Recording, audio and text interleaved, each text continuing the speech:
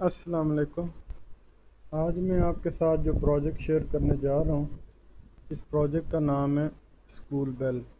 देखें, स्कूल में, कॉलेज में हम पढ़ते हैं, उसमें पीरियड्स होते हैं, 40 मिनट का पीरियड होता है। तो पीरियड जब एंड होता है तो फिर क्या होता है, टीचर या पीएन जो है वो जाके स्कूल बेल बजाते हैं। तो उससे, बेल से पूरे स्कूल को पता लग जाता है कि ये वाला पीरियड एंड हो गया, अब जो है नेक्स्ट टीचर की क्लास होगी। तो समटाइम्स वो बेल 1-2 मिनट पहले बज जाती है, कभी 1-2 मिनट लेट हो जाती है। ख़ासकर छुट्टी का जो टाइम है वो कुछ मिनट आगे पीछे हो जाता है। इस प्रोजेक्ट बनाने का पर्पज़ ये है कि हम एक ऐसी डिवाइस बनाएं जिसमें हम टाइम सेट कर दें, तो वो डिवाइस जो है वो फिर ऑटोमेटिकली स्कूल की जो बेल है उसको, जो जो हमने टाइम सेट किए हैं उन उन टाइम्स ड्यूरेशन पे कुछ देर के लिए बेल को जो है ऑन कर दे और फिर उसको ऑफ़ कर दे। तो ये हमने आर्डिनो में प्रोजेक्ट बनाया है। जो हार्डवेयर हमें रिक्वायर्ड है वो है आर्डिनो ऊनो बोर्ड है, और ये रियल टाइम क्लॉक का एक मॉड्यूल है जिसका नाम है DS1307, ये हमें चाहिए। और एक हमें रिले स्विच का मॉड्यूल चाहिए, या इस तरह रिले स्विच को ये सारे कंपोनेंट्स लगा के हम खुद से डिज़ाइन कर लेंगे, और वो रिले जो है आगे 220 वोल्ट की बेल को जो है ऑन ऑफ किया करेगी। अभी चूँकि हम सिमुलेशन कर रहे हैं तो प्रोटियस में ये देखें, कॉम पिम नाम का एक मॉड्यूल होता है, तो ये मैंने यहाँ पे डाला है। तो प्रैक्टिकली तो आपको सिर्फ 3 चीज़ें चाहिए, यानी रियल टाइम क्लॉक का मॉड्यूल, आर्डिनो ऊनो बोर्ड, और आगे रिले का मॉड्यूल। ये सिमुलेशन इस तरह चल रही है।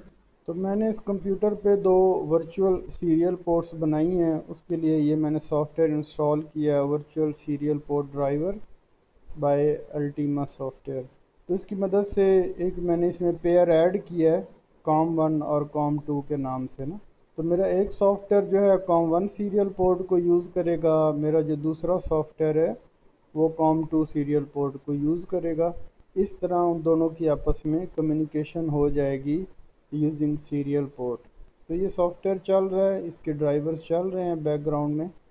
तो ये प्रोजेक्ट मैंने वीडियो डिस्क्रिप्शन में आपके साथ शेयर किया हुआ है। तो इसमें देखिए, जो school bell dot exe file है, ये बेसिकली एक विंडो एप्लीकेशन है जो हमने C# में बनाई है। तो अगर ये डबल क्लिक करने पे आपके कंप्यूटर पे ये एक्जी नहीं चलती, तो उसका मतलब ये है कि आपने अपने कंप्यूटर में डॉट नेट फ्रेमवर्क जो है वो इंस्टॉल नहीं किया हुआ। तो माइक्रोसॉफ्ट की वेबसाइट पे जाके या गूगल पे सर्च करें कि इंस्टॉल डॉट नेट फ्रेमवर्क। तो ऑनलाइन जाके अपने कंप्यूटर पे सबसे पहले डॉट नेट फ्रेमवर्क इंस्टॉल कर लें। उससे फ़ायदा ये होता है कि जितनी भी एप्लीकेशंस जो C# में या विजुअल बेसिक में बनी हुई हैं, तो उनको जो है आप एग्जीक्यूट कर सकते हो। वरना इशू आता है, वो एग्जीक्यूट नहीं होते, इस तरह आपको विंडो जो है नज़र नहीं आएगी। तो देखो, जिन टाइम स्लॉट्स पे आपने बेल को रिंग करना है, तो वो टाइम स्लॉट्स हमने इस हार्डवेयर में फीड करनी है। प्रैक्टिकली ऐसा होगा कि आप जो है, ये जो आर्डिनो ऊनो बोर्ड है, इसको, इसके साथ यूएसबी केबल होती है, वो आप अपने लैपटॉप या कंप्यूटर को लगाओगे और कंप्यूटर में इसके ड्राइवर्स इंस्टॉल करोगे आर्डिनो के। या तो आर्डिनो कंपाइलर इंस्टॉल कर लें, तो उसकी मदद से भी ड्राइवर्स जो हैं ये आर्डिनो ऊनो बोर्ड के जो हैं इंस्टॉल हो जाएंगे। तो फिर क्या होगा, आप अपने माई कंप्यूटर को राइट क्लिक करें, उसकी प्रॉपर्टीज़ में जाएं, फिर उसके बाद डिवाइस मैनेजर पे जाएं। तो डिवाइस मैनेजर में देखें, ये पोर्ट्स नाम की कैटेगरी आ रही है ना। तो अगर आपके कंप्यूटर पे जो है सीरियल पोर्ट इंस्टॉल हो गई है, यानी आपने जो आर्डिनो ऊनो बोर्ड लगाया है, ठीक है, तो फिर यहाँ लिखा हुआ आ रहा होगा कि कॉम 1 या कॉम 2, इस तरह यहाँ पे लिखा हुआ आ रहा होगा। और अगर आपके कंप्यूटर में सिरे से सीरियल पोर्ट है ही नहीं, तो फिर ये वाली हेडिंग भी आपको नज़र नहीं आएगी। ये हेडिंग बनती तब है जब कम अज़ कम कोई एक सीरियल पोर्ट आपके कंप्यूटर में मौजूद हो, तब ये कैटेगरी यहाँ पे शो होती है। तो यहाँ पे सीरियल पोर्ट का शो होना ज़रूरी है। तो जब आप आर्डिनो बोर्ड को पीसी के साथ लगाओगे तो यहाँ पे एक सीरियल पोर्ट नज़र आएगी जिसकी मदद से हमने कम्युनिकेशन करनी है। अब आपने क्या करना है, ये इस प्रोग्राम को एग्जीक्यूट करना है डबल क्लिक करके। तो थोड़ा डिले के साथ जो है ये ऑन होता है। अब देखें, सबसे पहले देखें ये लिखा हो सिलेक्ट पोर्ट और COM1 COM2 मेरे पास आ रहा है ना। अगर मेरे कंप्यूटर में कोई कॉम पोर्ट है ही नहीं तो फिर तो यहाँ कुछ भी नहीं लिखा हुआ आएगा। और अगर वाकई मेरे कंप्यूटर में एक कॉम पोर्ट है जिसका नाम COM1 है तो यहाँ COM1 लिखा हुआ आएगा, लेकिन COM2 लिखा हुआ नहीं आएगा। तो मैंने दो वर्चुअल सीरियल पोर्ट्स बनाई हैं, इस वजह से वो दो पोर्ट्स यहाँ पे नज़र आ रही हैं। अब मैं क्या करता हूँ, इस सॉफ्टवेयर को कहता हूँ, ये जो विंडो एप्लीकेशन है, कि तुम जो है COM1 सीरियल पोर्ट को यूज़ करो और ओपन का बटन प्रेस करते हैं। अब ये COM1 पोर्ट जो है ये सॉफ्टवेयर यूज़ कर रहा है। अब सिमुलेशन में जो दूसरी सीरियल पोर्ट है वो हमारा ये प्रोटियस सिमुलेशन में ये जो है COM-PIM मॉड्यूल है ये यूज़ कर रहा है। तो इसको मैं राइट क्लिक करता हूँ, इसकी प्रॉपर्टीज़ में गया,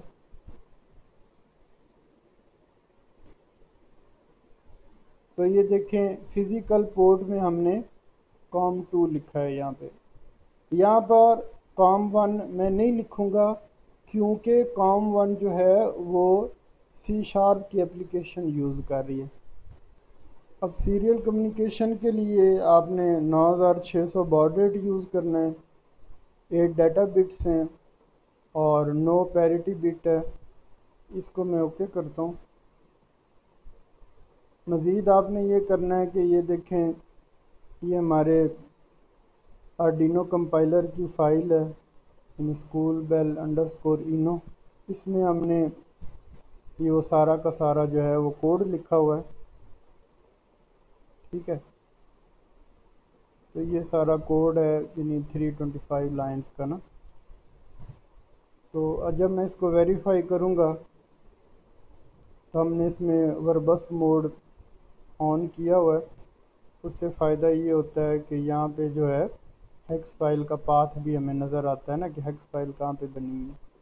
तो ये देखें, ये कोड कंपाइल करने पे ये जो हेक्स फाइल का पाथ नज़र आ रहा है, ये हमने डबल कोट समेत हमने कॉपी करना है और वो उधर प्रोटियस में हमने जाके पेस्ट करना है ना। तो मैंने क्या किया है, इस कोड को कंपाइल करके इसी फोल्डर में ये देखें ये हेक्स फाइल जो है ये रख दी है। आपके पास ये फ़ाइल नज़र आ रही होगी आपको, लेकिन आपके पास ये वाला आइकॉन नहीं होगा ना, आइकॉन कोई और होगा। लेकिन ये schoolbell.eno और .hex अगर आपने फ़ाइल एक्सटेंशन वो शो हाइड किया हुआ है तो उस लिहाज से मे बी .hex आपको लिखा हुआ नज़र ना आए, लेकिन .eno तो ज़रूर नज़र आएगा सबको लिखा हुआ।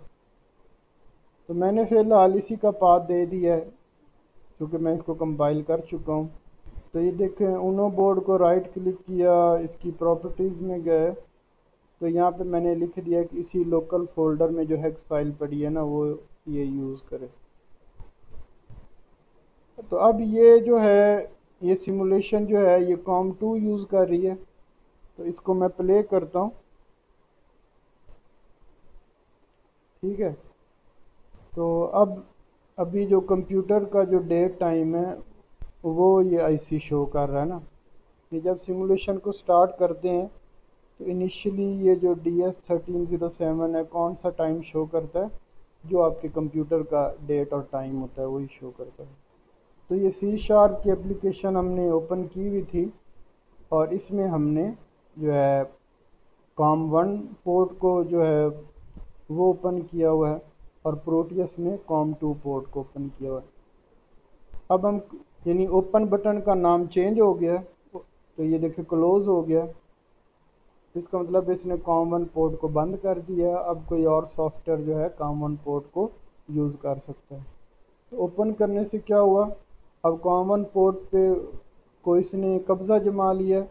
अब आपकी विंडो में कोई और सॉफ्टवेयर इस दौरान कॉम1 यूज़ करना चाह रहा है तो विंडोज़ को अलाउ नहीं करेगी। तो अब मैं बटन प्रेस करता हूँ रीड डेट एंड टाइम। तो ये बटन प्रेस करने से क्या होगा, माइक्रो कंट्रोलर को कमांड जाएगी। माइक्रो कंट्रोलर क्या करेगा, यानी इसके अंदर जो डेट एंड टाइम चल रहा है, जो ये DS1307 से ले रहा है वो वाला शो करेगा ना।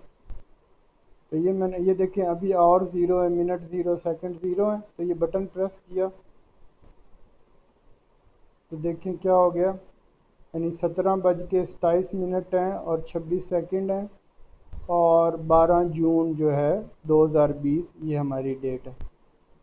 अब देखो मैं दोबारा प्रेस करता हूँ तो ये सेकंड जो है चेंज हो चुके होंगे ना। तो देखें अब 37 हो गए। तो जब आप इस हार्डवेयर को चलाने जा रहे हो तो सबसे पहले तो आपने डेट एंड टाइम सेट करना है ना। तो आप यहाँ से सेट करोगे कितने आवर्स हैं, यानी 0 से 23 तक, कितने मिनट्स हैं, कितने सेकंड्स हैं। उसके बाद यहाँ से सेट करोगे कि कौन सा साल है, ठीक है, कौन सा महीना है और कौन सी तारीख है ना। ये आपने क्लिक कर दिया। उसके बाद आपने सेट का बटन दबाना है। तो मैंने अभी कर दिया है कि 9 जून तारीख है ना। तो सेट का बटन दबाएंगे तो क्या होगा, अब ये वाला डेट टाइम जो है इस ये जो DS1307 है ना इसमें सेट हो गया, ठीक है। अब अगर मैं दोबारा देखो मैंने ये 26 पे क्लिक किया, अब मैं रीड करता हूँ तो देखो क्या हुआ, जो इस हार्डवेयर में जो 9 तारीख वाला जो डेट एंड टाइम चल रहा है वो इस हार्डवेयर से रीड होके यहाँ पे नज़र आ गया।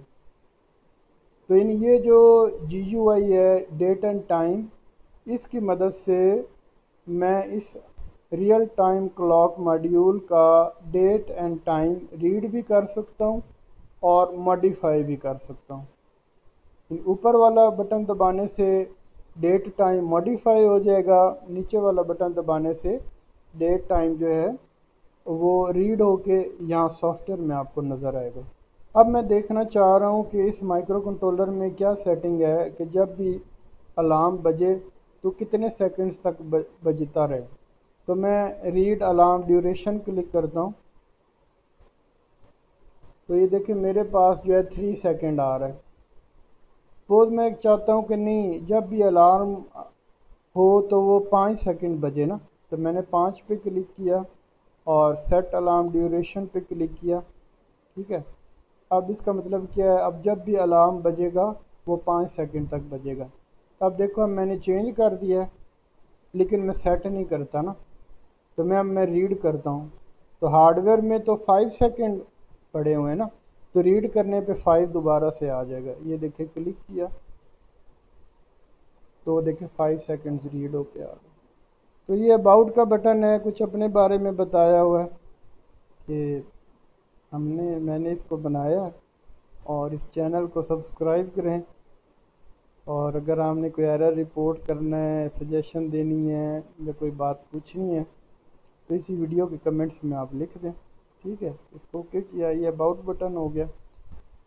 अच्छा ये जो C# में ये जो कोड है ना, तो ये भी मैंने वीडियो डिस्क्रिप्शन में शेयर किया हुआ है, यानी 2 कोड शेयर किए हुए हैं, आर्डिनो प्रोग्रामिंग का कोड, प्रोटियस सिमुलेशन की फाइल और ये जो GUI बना हुआ है C# में इसका कोड। तो ये सारी चीज़ें जो हैं वीडियो डिस्क्रिप्शन में मैंने शेयर की हुई हैं।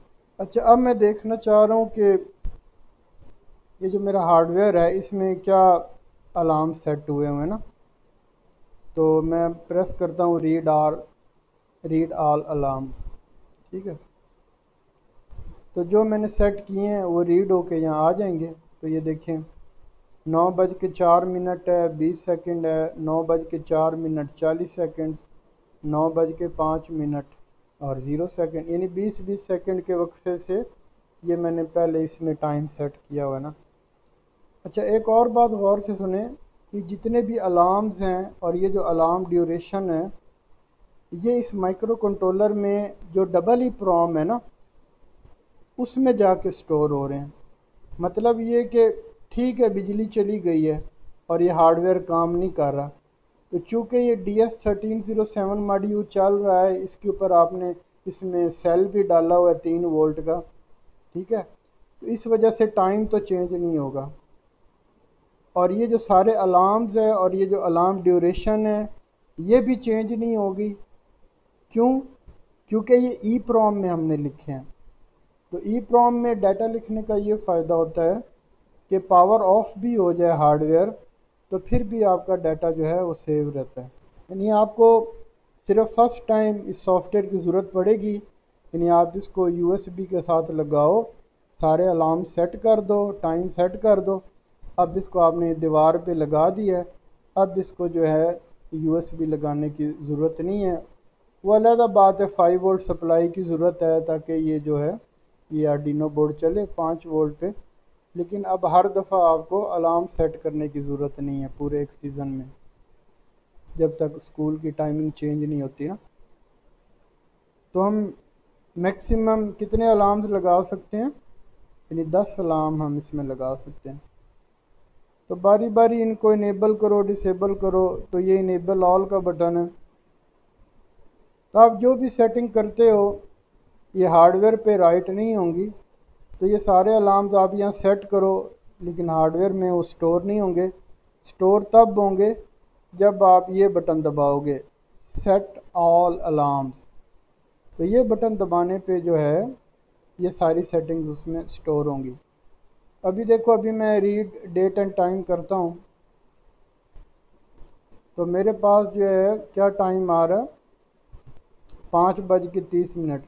तो मेरा पहला अलार्म बजना है 9:04 पे और 20 सेकंड पे। तो मैं ये करता हूँ, यहाँ पे 12 और 9 21 होते हैं ना, तो यहाँ पे 21 4 और यहाँ पे इसको 10 सेट कर देता हूँ, ठीक है। और उसके बाद ये करते हैं कि हम जो अलार्म ड्यूरेशन है वो भी 3 सेकंड सेट कर देते हैं। अब देखिए मैं रीड करता हूँ तो क्या रीड हो गया, 14 सेकंड हो गए। जब 20 सेकंड होगा तो ये देखें ये बजर बज जाएगा ना, ये वाली रिले ऑन हो जाएगी।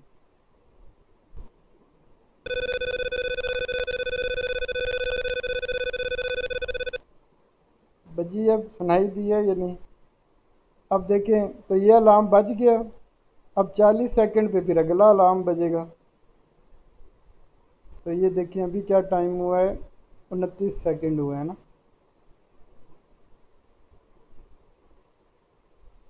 अब देखें अब क्या हुआ, 34 हो गए। तो अब ये अलार्म 2 की बारी है, अब ये बजेगा तो ये रिले ऑन हो जाएगी और ये बजर जो है ये रिंग करेगा।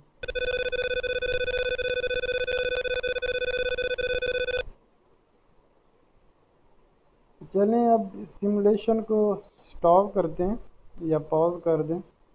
उम्मीद है आपको ये प्रोजेक्ट काफ़ी अच्छा लगा होगा। तो इस वीडियो को लाइक करें और इस चैनल को भी सब्सक्राइब करें ताकि इसी तरह और इंटरेस्टिंग वीडियोस जो हैं वो मैं बनाता रहूं, आपके साथ शेयर करता रहूं। ओके, अल्लाह हाफिज़।